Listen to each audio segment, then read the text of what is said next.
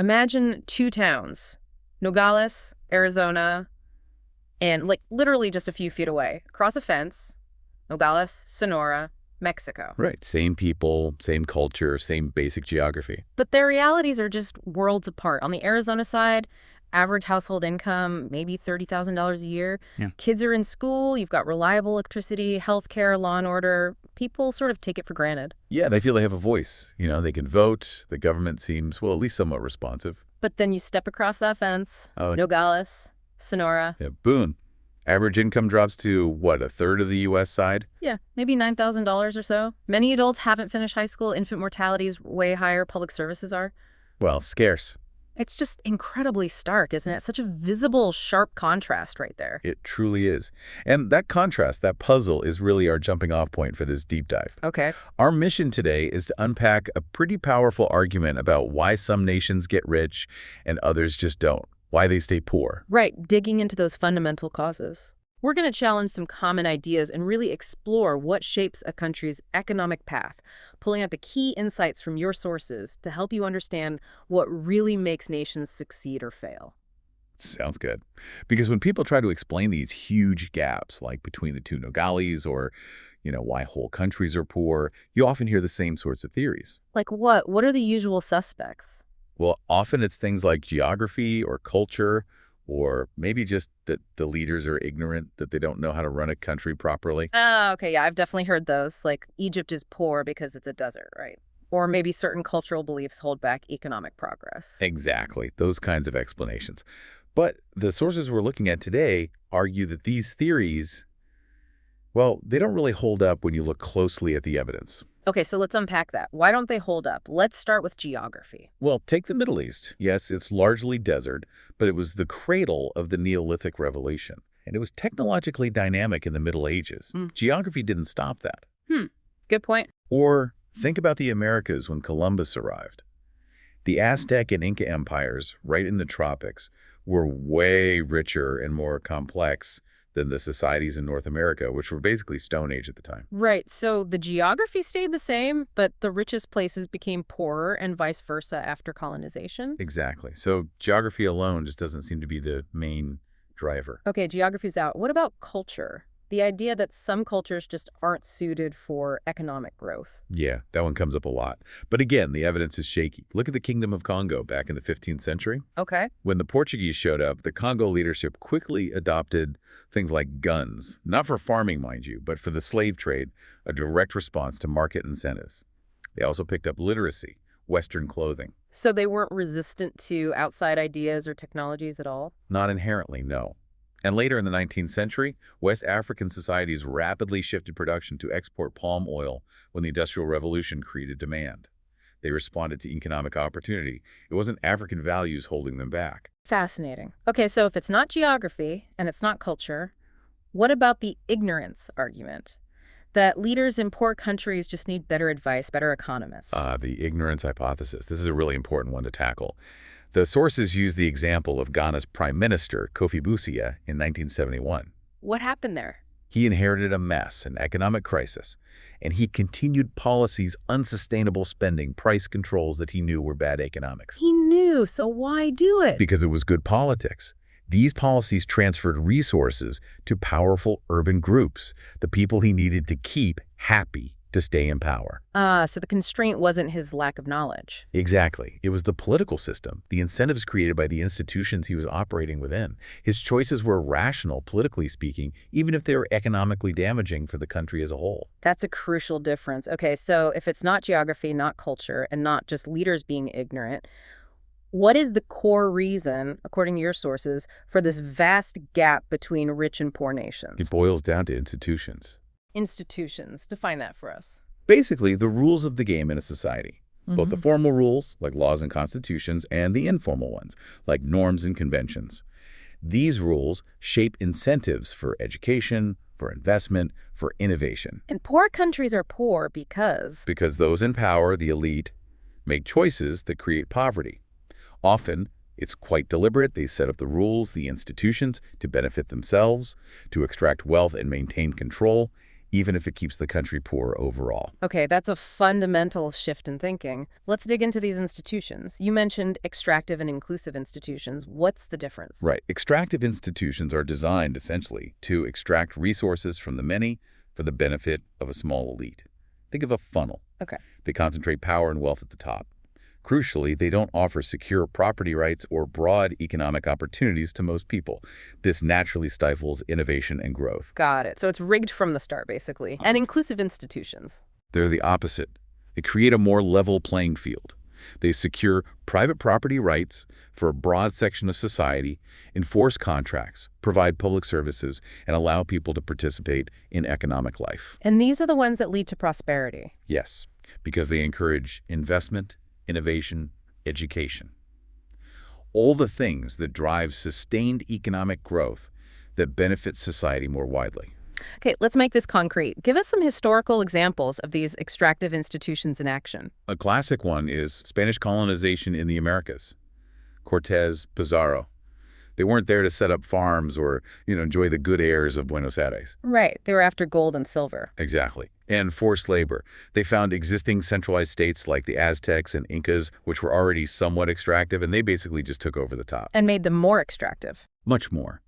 They implemented systems like the encomienda, which was essentially a grant of indigenous people to colonists for tribute and forced labor.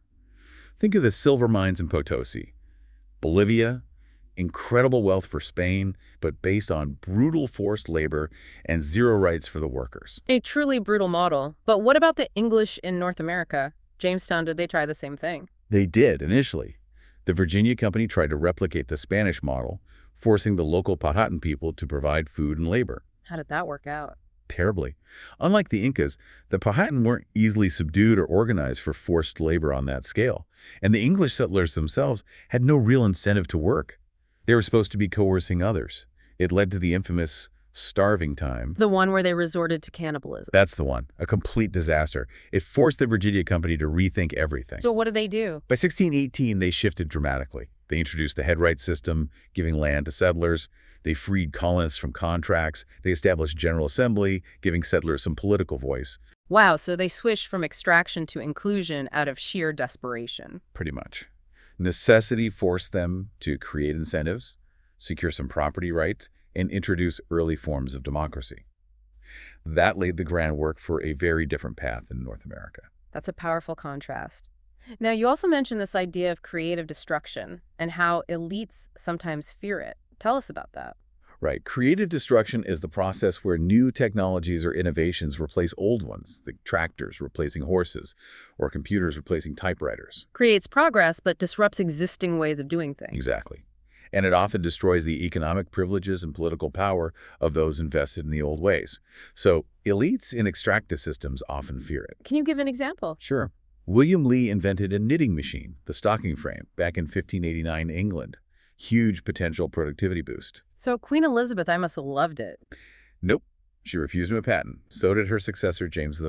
Why on earth not? They were afraid it would put hand knitters out of work, cause riots, political instability, basically threaten their own power. Yes. They prioritized stability, their stability, over economic progress for the nation. So they actively suppressed innovation. Yes. And it wasn't just England. Look at the Ottoman Empire and the printing press. What happened there? Sultan Bayezid II banned printing in Arabic in 1485. The ban lasted, with reinforcements, for centuries, only partially lifted in 1727 with tight controls. Why? Fear of new ideas. Precisely. Fear that books would spread subversive thoughts, undermine the clerics and scribes who controlled knowledge, and just generally challenge the status quo. Control was paramount. And this pattern repeated elsewhere. Oh, yes. The Habsburg rulers in Austria-Hungary actively resisted factories and railways in the early 19th century. Railways. Why resist railways? Francis, I feared factories concentrating workers in cities, pulling labor from feudal estates, undermining the aristocracy. And his counterpart in Russia, Count Cancrin, opposed railways because they encouraged unnecessary travel, dangerous mobility for serfs. Wow. So in all these cases, the fear of change, fear of losing control, led them to deliberately hold back their economies. That's the core argument. Extractive institutions create elites who have a vested interest in blocking progress that might threaten their power. Let's shift to Africa and the colonial legacy. Did colonialism reinforce or create these kinds of institutions? Very much so. Often, colonial powers either took over existing extractive systems or created new ones tailored for resource extraction. Think of King Leopold's brutal regime in the Congo Free State, focused solely on rubber and ivory. And after independence? Unfortunately, in many places like Congo under Mobutu, the new leaders simply took over the existing extractive state apparatus. The patterns persisted. What about the slave trade itself? The slave trade had a devastating impact, fueled by European demand, particularly for guns. It led to constant warfare, kidnapping, and fundamentally reshaped many African societies towards extraction and violence, away from other forms of economic development. And you mentioned South Africa earlier. Yes. The 1913 Natives Land Act is a chillingly clear example. It allocated 87% of the land to the white minority, forcing Africans onto just 13%, off of the worst land. What was the goal? To create a pool of cheap black labor for white-owned farms and mines. It deliberately created poverty and inequality, laying the foundation for apartheid, a textbook extractive institution. So these institutions, once in place, seem incredibly hard to get rid of. You mentioned a vicious circle. Exactly. Extractive institutions create huge inequalities and concentrate power. This makes controlling the state incredibly valuable. The winners take all. So everyone fights to be the one in control. Precisely. It incentivizes infighting, coups, civil war. Think of the Maya city-states collapsing due to conflict over resources, or modern examples like Sierra Leone's civil war fueled by blood diamonds. The fight becomes about grabbing the extraction machine, not about changing the system to benefit everyone. That sounds incredibly difficult to break out of. So how do societies escape this vicious circle? How do inclusive institutions ever emerge? It's tough, and often relies on specific historical moments, what the sources call critical junctures. Critical junctures, like major crises or events. Yeah, things like plagues, revolutions, wars, major disruptions. But the outcome also depends on small pre-existing differences in institutional drift. Okay, explain that interplay. Let's use England as an example. How did it shift? A key critical juncture for England was the Black Death in the mid-14th century. The plague, how did that help? It wiped out maybe half the population. Suddenly, labor was incredibly scarce. Peasants had bargaining power they never had before. So they could demand better conditions. Yes. They pushed for lower fines and end to forced labor. The elite tried to stop it with laws like the Statute of Laborers, but peasant resistance, including the Peasants' Revolt of 1381, was strong. Feudalism gradually weakened in England. But not everywhere. Right. In Eastern Europe, where lords were stronger before the plague, that institutional drift, they actually tightened serfdom in response to the labor scarcity. Same crisis, different outcomes because of existing institutions. Fascinating.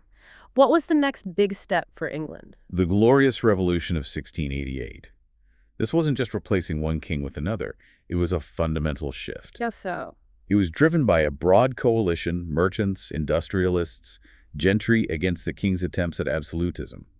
Crucially, it established parliamentary supremacy, constrained the monarch, strengthened property rights, abolished arbitrary taxes, and started promoting manufacturing.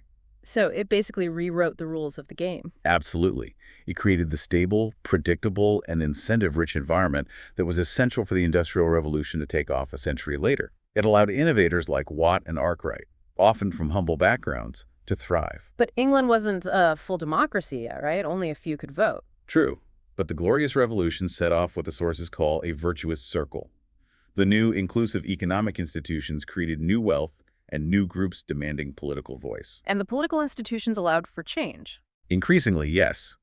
When unrest grew, like around the Peterloo Massacre in 1819, the elite, operating within a more constrained constitutional system, eventually chose reform over mass repression. Think of the Reform Acts of 1832 and 1867. Which expanded voting rights. Exactly. Broadening suffrage, making parliament more representative, leading to more inclusive policies like civil service reform, and eventually universal education. Economic and political inclusion reinforced each other. And the U.S. followed a similar path, building on those English foundations. In many ways, yes. We already talked about Jamestown's shift to incentives. That led to a society where settlers expected land and rights.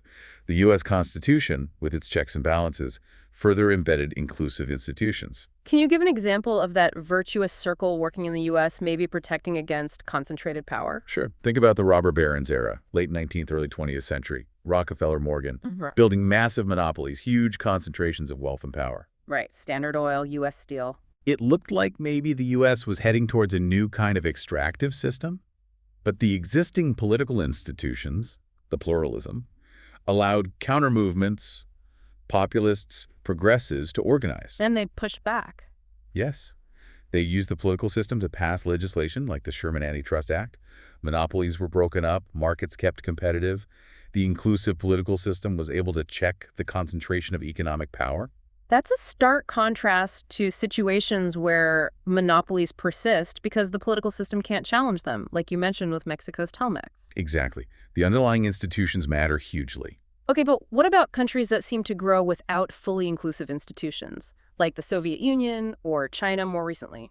That's a great question. Extractive institutions can generate growth, especially initially.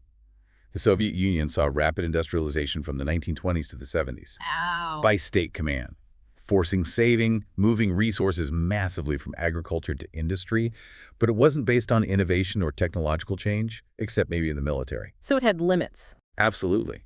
Without incentives for real innovation, growth eventually stalled. They could copy technology or build more factories using existing tech, but they couldn't generate sustainable progress. Remember, the chandelier story planning based on tonnage led to absurd outcomes. Right. And China, its growth has been phenomenal. China, since Deng Xiaoping, is fascinating. They moved away from the most extractive Maoist economic institutions towards more inclusive ones, allowing private farming, encouraging enterprise. So more market incentives. Yes, huge shift. But the growth is still largely based on adopting existing technologies and mobilizing resources, catch-up growth. The political institutions remain fundamentally extractive, authoritarian. Property rights aren't fully secure. So the argument is that this kind of growth isn't sustainable long-term without political change, without true creative destruction being allowed. That's the core idea. Sustained prosperity requires both inclusive economic and political institutions that allow for innovation and challenge established interests. Without that political dimension, growth eventually hits a wall or becomes very fragile. Which brings us to cases like Argentina. It had periods of wealth, right? It did. Strong agricultural exports, even periods with seemingly strong institutions like an independent judiciary. But the underlying political institutions remain prone to extraction. How did that play out? Leaders like Perón, even when elected, would undermine constraints, pack courts, rig the system. This instability and lack of secure property rights culminated in things like El Corralito in 2001. What was that again? The government basically froze bank accounts and forcibly converted people's dollar savings into devalued pesos. A massive expropriation, shattering trust. Argentina shows how, even with potential, the vicious circle of extractive politics can prevent lasting, inclusive development. This really challenges the idea that we can just sort of engineer prosperity from the outside with foreign aid or technical advice. It does. That goes back to the ignorance hypothesis being wrong. As we saw with Ghana, leaders often know the right policies, economically speaking, but implement others for political reasons. And foreign aid. The sources argue it often fails because it flows into countries with extractive institutions. The aid gets captured by elites, or it props up the very regimes that prevent progress, or it undermines local state capacity. Think of Afghanistan. Billions in aid didn't build sustainable, inclusive institutions. It's like pouring water into a leaky bucket if the bucket itself is the problem. Exactly. Sometimes aid can even make things worse by strengthening the hand of those who benefit from the extractive status quo. The example of health administrators sabotaging a program to track nurse attendance because they were part of the problem. It's telling. The institutions create perverse incentives. Okay, this has been quite a tour through failure and dysfunction. Are there any more positive examples? Places that managed to break the mold despite perhaps difficult circumstances? Yes, absolutely. Botswana is often held up as a key example. Botswana, what happened there? Well, back in 1895, facing threats from Cecil Rhodes' company wanting to take their land. The British South Africa Company. That's the one. 3 Tswana chiefs actually traveled all the way to London. To appeal to Queen Victoria. Yes, and the colonial secretary. They argued for British protection directly, rather than being absorbed by Rhodes' exploitative company. And crucially, they succeeded. Why did they succeed where others failed? The sources suggest that pre-colonial Tswana society had unusually inclusive elements for the time, tribal assemblies, some constraints on chiefs, a degree of political centralization. This allowed them to act collectively and effectively. So that institutional drift mattered. Hugely. It meant Botswana avoided the worst forms of extractive colonialism imposed elsewhere. And after independence, leaders like Seretse Khama built on this foundation. Especially with the discovery of diamonds, right? That often fuels conflict. He does think blood diamonds in Sierra Leone. But in Botswana, they made a critical decision. Mineral rights were vested in the nation, not tribes or elites. They managed the diamond wealth relatively well, investing in public services and infrastructure, creating stability. So they managed to turn resource wealth into broad benefit, reinforcing inclusive institutions. Yes, it's a prime example of that virtuous circle taking hold, even in a challenging neighborhood, and with the potential curse of resources. It shows that history isn't destiny, and positive change is possible. Okay, so let's try to sum up this deep dive. What we've seen is that the big divide between rich and poor nations doesn't really come down to geography or culture or leaders just not being smart enough. Right. The core argument is that it's about the nature of a country's political and economic institutions. Extractive institutions, designed to funnel wealth and power to a small elite, often actively block progress because they fear creative destruction. They lead to poverty and instability, that vicious circle. Whereas inclusive institutions, those that create broad opportunities, secure property rights, and give people a voice, they create the incentives for investment, innovation, and sustained growth. They generate that virtuous circle where progress feeds further progress. It really underscores how much these institutional paths matter, which leads to a final kind of provocative thought, doesn't it? Thinking about those critical junctures and how things might have gone differently. What if the Incas, with their centralized state, had developed in North America instead? Or what if England hadn't had the Glorious Revolution and stayed absolutist? Yeah, the authors we've been discussing pose that kind of question. Is a world where, say, Peru colonizes Europe and enslaves white people just, fanciful science fiction? Or does it actually highlight how contingent history is?